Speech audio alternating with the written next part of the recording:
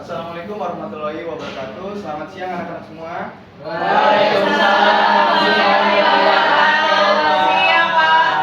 Oke, sebelum kita memulai pembelajaran pada hari ini, silakan ketua kelas disiapkan terlebih dahulu.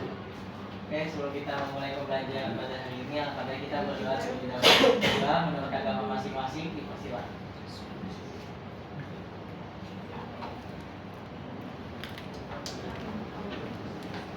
Berdoa selesai. Oke, terima kasih ketua kelas. Kira-kira hari ini pada masuk semua atau ada yang nggak masuk? Masuk semua, Pak.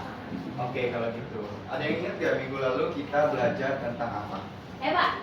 Oke, silakan ingat. Oke, minggu lalu itu kita belajar tentang penelitian berbasis pemecahan masalah sosial, Pak.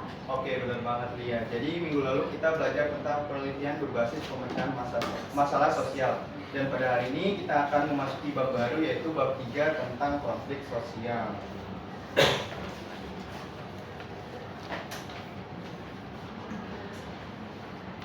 Oke, adapun tujuan pembelajaran kita pada hari ini yaitu membahas tentang pengertian konflik sosial, lalu membahas tentang jenis-jenis konflik sosial, lalu membahas tentang faktor penyebab konflik sosial, dan membahas tentang akibat dari konflik sosial. Nah, kira-kira apa yang terlintas di pikiran kalian apabila mendengar kata konflik sosial? Ada yang bisa bantu jawab? Pak. Oke, silakan. Contohnya kayak konflik sosial itu tawuran. Oke, boleh. Ada lagi? Cecokan nggak sih, Pak? Oke, boleh. Ada lagi? Pak, konflik antar suku. Oke, bener banget. Kasih tepuk tangan dulu dong.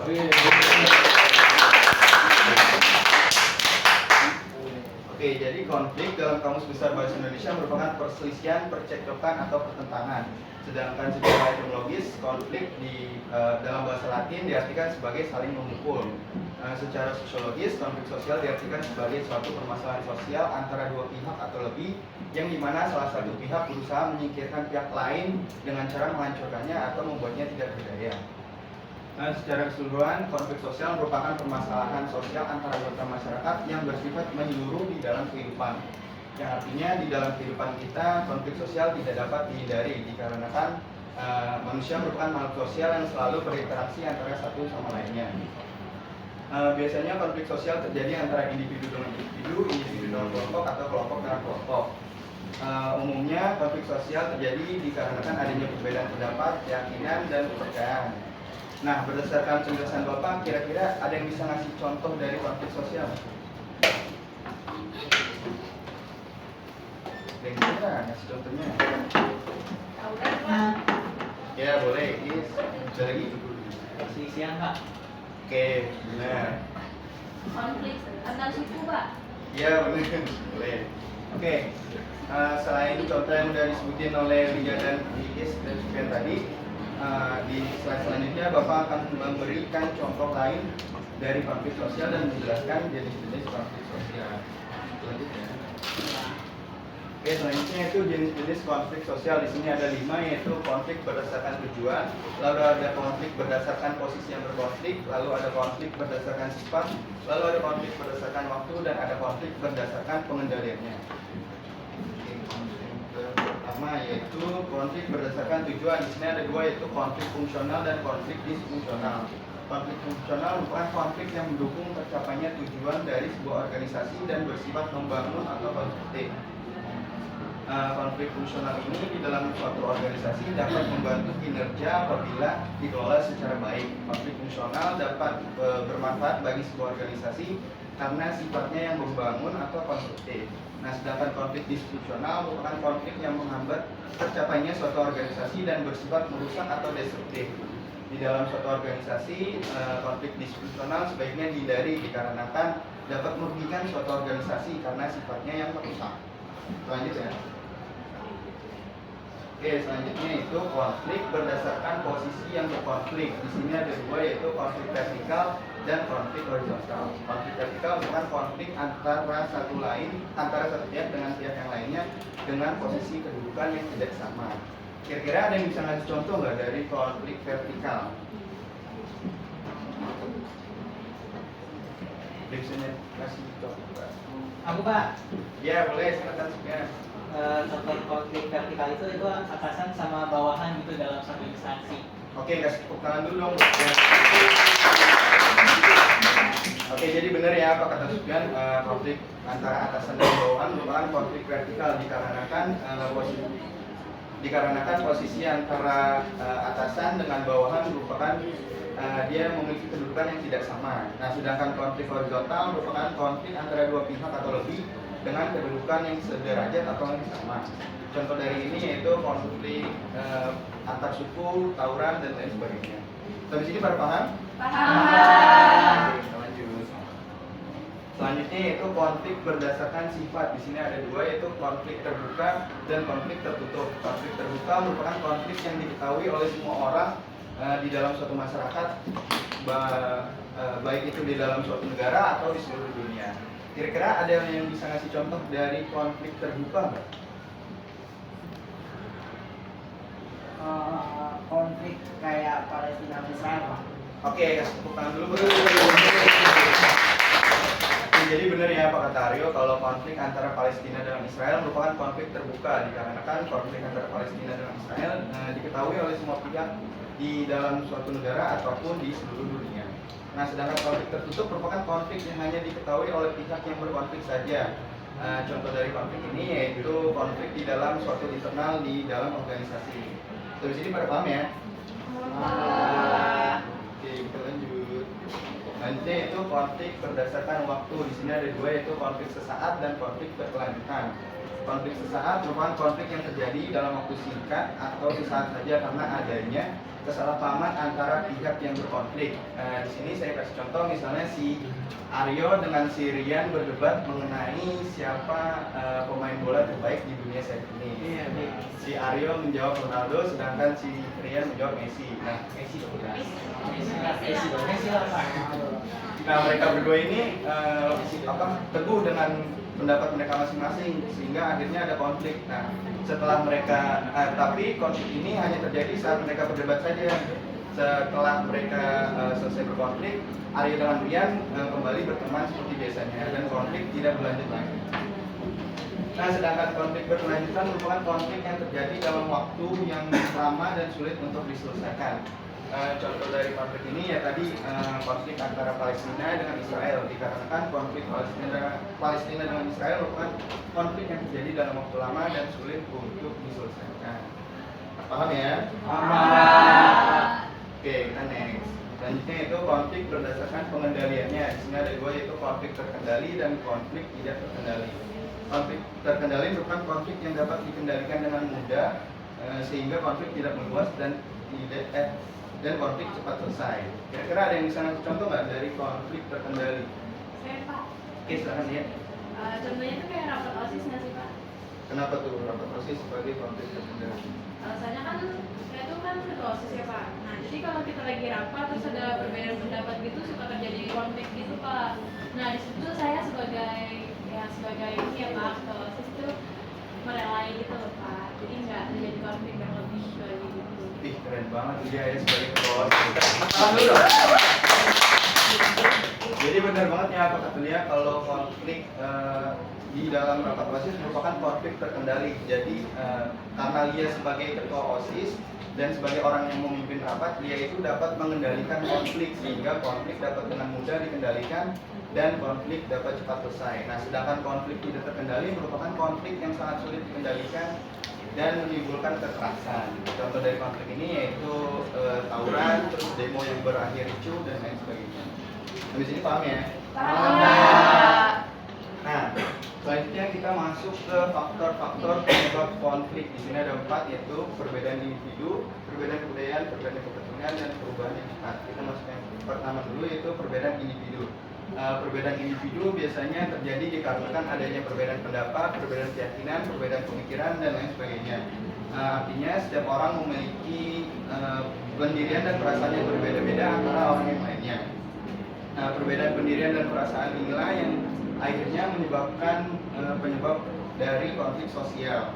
Selanjutnya yaitu ada perbedaan kebudayaan. Perbedaan antar kebudayaan yang berbeda-beda dapat membentuk kepribadian dari tiap orang berbeda juga.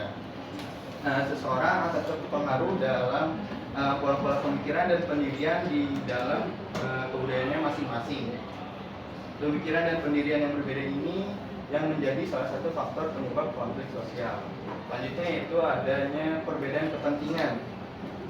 Manusia memiliki perasaan, pendirian maupun latar belakang kebudayaan yang berbeda-beda. Oleh sebab itu, di dalam waktu yang sama, masing-masing manusia memiliki kepentingan yang berbeda-beda. Kadang-kadang juga manusia melakukan hal yang sama, tetapi dengan tujuan dan kepentingan yang berbeda.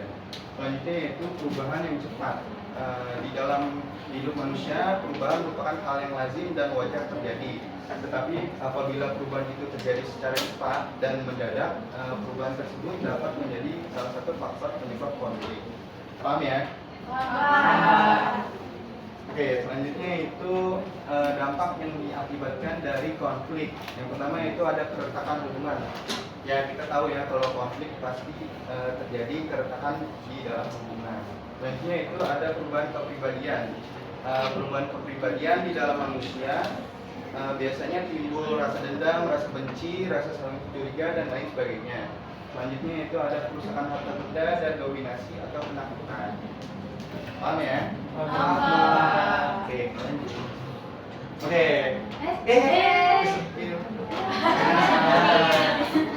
Oke, selanjutnya itu kuis. Kalau kalian merhatiin materi Bapak dari awal sampai akhir, kayaknya kalian bakal gampang jawab kuisnya. Oke, kita ke soal pertama ya. Oke, soal pertama, gambar manakah yang termasuk ke dalam jenis konflik vertikal? Gambar kiri apa kanan? Kiri Pak. Kiri. Oke, kiri ya. Kita kunci ya jawabannya. 1, 2, 3.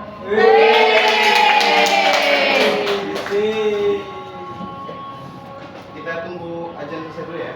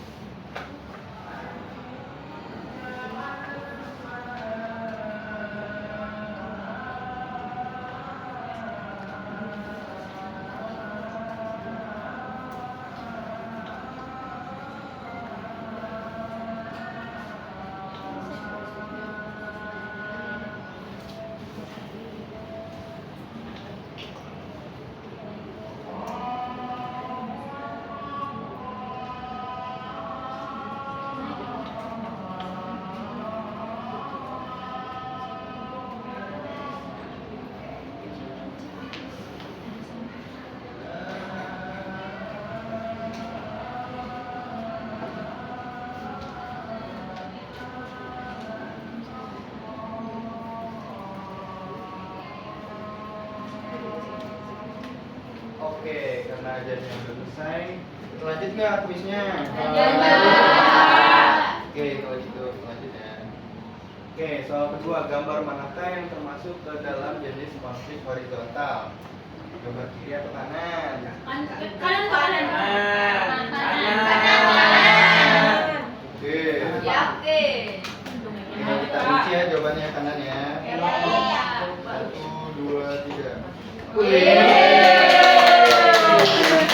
Keren banget ya pada bisa jawab ya. Berarti kalian merhatiin materi Bapak ya? Oh iya dong. Lanjut nggak nih? Lanjut. Iya. Oke. Biar Bapak bikinnya dikit. Oke, karena materinya udah habis, kira-kira ada yang bisa bikin kesimpulan nggak materi kita hari ini? Saya Pak. Oke, boleh ya. Nah, jadi dari materi Bapak yang bisa saya simpulkan itu pada pembelajaran hari ini adalah kalau konflik sosial itu merupakan sebuah permasalahan sosial yang sulit untuk dihindari. Nah, si konflik sosial ini juga selalu ada selama terdapat perbedaan yang tidak diimbangi dengan toleransi. Nah, makanya pemahaman mengenai penyebab dari konflik sosial terus juga tadi jenis-jenis konflik sosial sama dampak yang ditimbulkan konflik sosial ini perlu kita pelajari secara mendalam Pak, karena konflik yang tidak diselesaikan secara bijak dapat berujung pada tindak kekerasan. Oke, kasih tepuk tangan dulu dong buat dia. Oke, untuk tugas minggu depan, Bapak minta untuk kalian untuk membaca dan mereview materi untuk minggu depan. Oke, sebelum kita menutup pembelajaran kita pada hari ini, silakan ketua kelas untuk disiapkan. Ya, teman-teman, karena pembelajaran sudah selesai, dan mengulang kita membahas terlebih dahulu juga menurut kelas masing-masing. Silakan. Kami Berdoa selesai. Memberi salam. Assalamualaikum warahmatullahi wabarakatuh.